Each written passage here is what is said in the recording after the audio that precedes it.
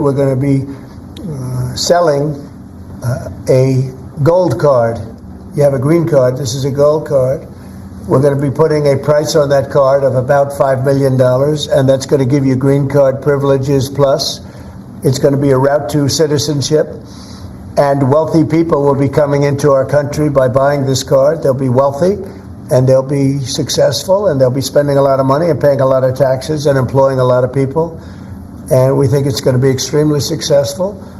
Never been done before or anything like this, but it's something that we're going to be putting out over the next, would you say 2 weeks out? Do you want to say a couple of words about it? Sure. Mr. President, are there Wait a any minute. requirements for that Hang on a gold second. card? Do you have to invest a certain amount of money in this country in order to qualify for that gold card? Yeah, exactly. So Go the ahead. EB-5 program was really, you lend some money, but it was full of nonsense, make-believe, and fraud, and it was a way to get a green card that was low-priced. So the president said, rather than having this sort of ridiculous EB-5 program, we're going to end the EB-5 program. We're going to replace it with the Trump Gold Card, which is really a green card gold. So they'll be able to pay $5 million to the U.S. government. They'll have to go through vetting, of course. We're going to make sure they're wonderful, world-class global citizens. They can come to America. The president can give them a green card, and they can invest in America, and we can use that money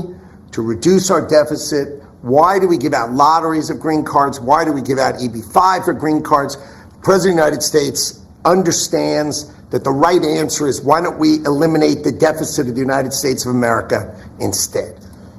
The gold card, well, millions, but the gold card will bring in with it people that create jobs, very high-level people. I think companies will pay to get people in. For instance, you today graduate from the Wharton School of Finance or Harvard or Stanford or any college, and nobody knows if you can even go to work for a company. So Apple and all these companies that want to get people to be working for them will be able to buy a card, and for the people that are number one in their class at top schools, I see that as one of the things. But generally speaking, it'll be people with money and people that create jobs, and they won't have to pay any tax on income outside of the United States, which they're not paying right now. They're not citizens, but they'll have to pay if they create jobs in the United States. They'll pay full taxes like everybody else. So you're getting big taxpayers, big job producers, and we'll be able to sell maybe 1 million of these cards, maybe more than that. And if you add up the numbers, they're pretty good. As an example, 1 million cards would be worth $5 trillion. $5 trillion. Wow. And if you sell 10 million of the cards, that's a total of $50 trillion. Well, we have 35 trillion in debt. That'd be nice. So we'll see. But it could be great. Maybe it will be fantastic. We have it all worked out from the legal standpoint. It's totally legal to do.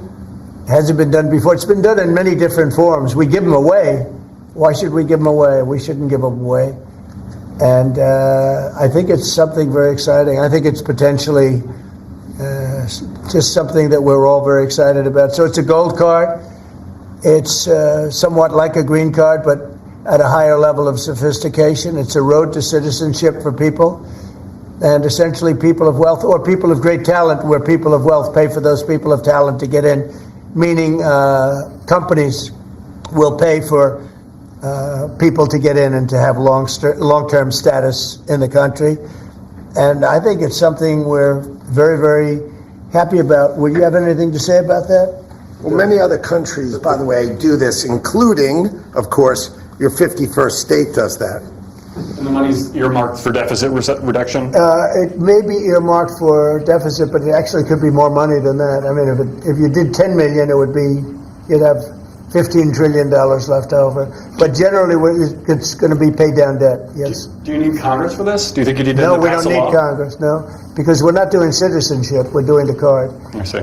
It's a path to citizenship, a very strong path to citizenship, but we're not doing the citizenship. For that, I'd have to get Congress. And would all countries be eligible for this gold card? Depends. The countries largely, the people will be vetted very carefully.